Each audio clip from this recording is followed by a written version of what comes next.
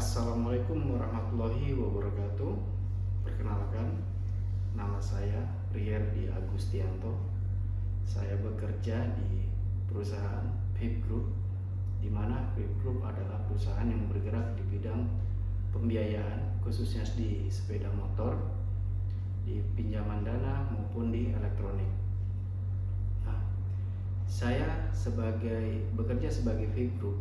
Di PIP Group itu sebagai Credit Session Head, di mana saya membawahi anggota-anggota saya khususnya di Credit Analyst dan di Field Verifier. Baik, saya akan menyampaikan bagaimana peran kepemimpinan peduli di era tekanan tinggi, di mana kita sama-sama tahu bahwa perusahaan itu memang menuntut sebuah target. Kita harus tahu realita lapangan atau ujung tombak di bawah tekanan, di mana industri pembiayaan bergerak sangat cepat. Tekanan kerja dari pusat ke lapangan adalah sebuah keniscayaan yang tidak dapat dihindari. Di ujung tombak tekanan ini berdirilah tim lapangan kita. Dunia pembiayaan yang cepat, target penjualan meningkat, persaingan yang ketat. Perusahaan tidak hanya berjalan dengan sistem, tetapi dengan manusia yang memiliki pikiran, yang memiliki dan perasaan. Anatomi ujung tombak PIP Group. Ada dua anatomi. Satu adalah marketing, pencipta peluang, di mana misi utamanya akuisisi konsumen baru dan pencapaian target penjualan. Tentu saja memiliki beban tekanan, di mana memenuhi kuota harian, menghadapi penolakan dan menekankan persaingan dari kompetitor di lapangan. Yang kedua adalah kolektor atau penjaga kualitas. Misi utama menjaga kualitas pembayaran dan kesehatan kredit, serta memiliki beban tekanan berhadapan dengan ragam karakter konsumen yang keras dan realita kondisi ekonomi masyarakat yang fluktuatif. Nah, dari sini kita bisa mendapat bahwasannya ada jebakan spread-head atau spread-head fallacy, atau ada bahaya tersembunyi. Sebuah konsep krusial sering terlupakan ketika angka di dalam spread-head mulai dianggap lebih penting daripada kesehatan mental, atau angka-angka target itu lebih penting daripada kesehatan mental tim di bawah kita. Manusia memang bisa dipaksa mengejar angka dan target harian, tetapi mereka tidak bisa dipaksa bertahan selamanya tanpa dukungan emosi dari perusahaan.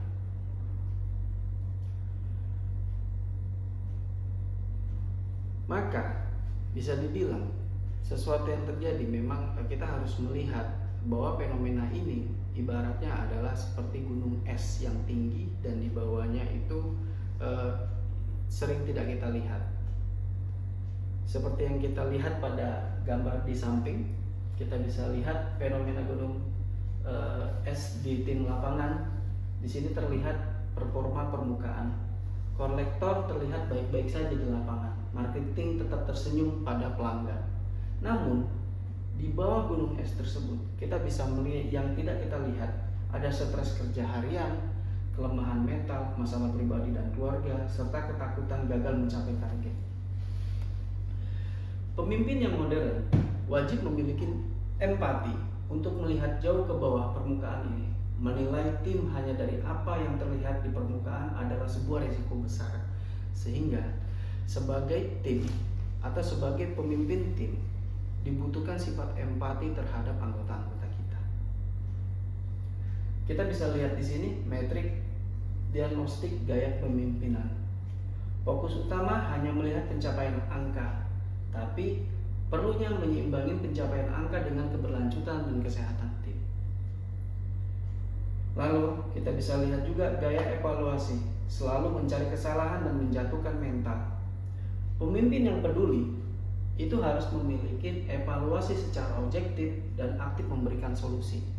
Jadi tidak harus selalu menyalahkan tim kita, tapi kita harus mencarikan solusinya. Lalu yang ketiga, reaksi pada masalah. Mengancam posisi atau memberikan sanksi sepihak. Itu pemimpin yang berorientasi pada targetnya saja.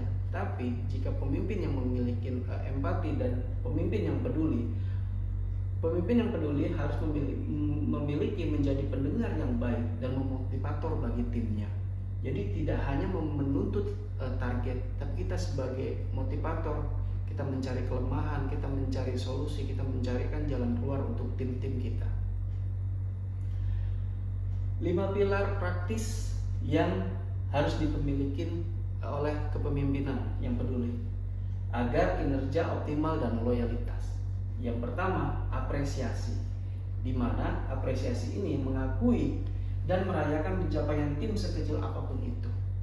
Yang kedua, memiliki komunikasi terbuka. Komunikasi terbuka itu membangun ruang dialog yang dua arah agar tim kita merasa didengar oleh kita. Bukan harus kita melulu yang harus didengar tim kita, tapi tim kita harus bisa kita dengarkan. Yang ketiga, pemahaman lapangan. Kita harus mengetahui lapangan yang terjadi di lapangan. Tim-tim kita seperti apa mendapatkan tekanan, menghadapi konsumen, menghadapi berbagai karakter. Kita harus melihat itu dan kita harus mau terjun memahami kesulitan teknis anggota kita di jalan. Yang keempat adalah evaluasi konstruktif. Mengkoreksi performa tanpa harus menghancurkan harga diri. Ini yang paling penting. Saat performa tim kita sedang memburuk, kita memang harus melakukan evaluasi dan koreksi. Tapi kita harus memberikan dukungan moral juga terhadap tim kita. Jangan sudah performnya buruk, tapi kita malah menjudge dia adalah sebagai pemberat dan lain segala macam. Kita carikan solusinya. Yang kelima, itu adalah lingkungan yang sportif. Lingkungan yang sportif itu menciptakan budaya kerja yang saling mendukung antara rekan pekerjaan sehingga tim kita semakin solid. Selanjutnya, di sini kita menjelaskan efek domino mengabaikan dan mempedulikan. Siklus destruktif yang terjadi adalah tekanan tinggi tanpa empati, stres dan kelelahan mental, motivasi turun, produktivitas anjlok, hubungan kerja tidak sehat. Tapi jika kita memiliki yang namanya siklus berkelanjutan, dengan adanya tekanan tinggi dan kita diimbangin oleh dukungan emosional, rasa dihargai dan aman, tanggung jawab dan loyalitasnya naik, semangat berlipat ganda, dan pencapaian target jangka panjang, itu harus kita miliki dan itu yang membedakan. ROI dari empati, investasi bukan biaya. Ya, kita sama-sama bisa lihat di slide tersebut. Menjaga semangat tim bukanlah sekedar kegiatan amal perusahaan, melainkan investasi strategis paling krusial di era tekanan tinggi. Tim yang merasa dihargai akan bekerja dengan semangat tim, dengan tingkat loyalitas yang semangat jauh lebih kompensasi finansial semesta. Sesuai dengan prinsip organizational behavior dan emotional intelligence, kecerdasan emosional seorang pemimpin berbanding lurus dengan kemampuan tim mempertahankan performa puncaknya di tengah krisis. Jadi, sebagai pemimpin itu juga memang harus memiliki prinsip organizational behavior dan emotional intelligence supaya kecerdasan emosional seseorang bisa kita gali, bisa kita manfaatkan untuk menuju sesuatu yang mau kita capai. Dan yang terakhir adalah panggilan beraksi. Mari membangun lingkungan kerja di View Group yang tidak hanya terobsesi pada pencapaian target, tetapi juga menghargai wujud manusia di balik pencapaian tersebut.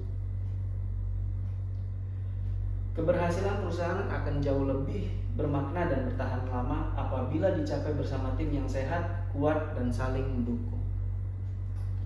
Sekian penyampaian dari saya atas kepemimpinan di era tekanan tinggi.